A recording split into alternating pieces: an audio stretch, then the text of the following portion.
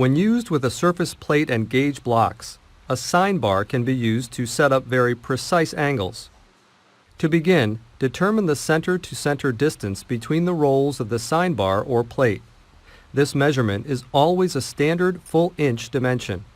For instance, this sine bar has a center-to-center distance of 5 inches. This distance represents the length of the hypotenuse of a right triangle. Next, place the sine bar on the surface plate. You'll use gauge blocks to raise one end of the bar in order to set the desired angle.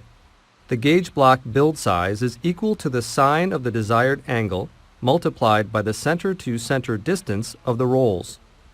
In our demonstration, we want to set up a 15-degree angle, so we'll multiply the sine of 15 degrees, 0.258819, by 5 inches, giving us an answer of 1.2941.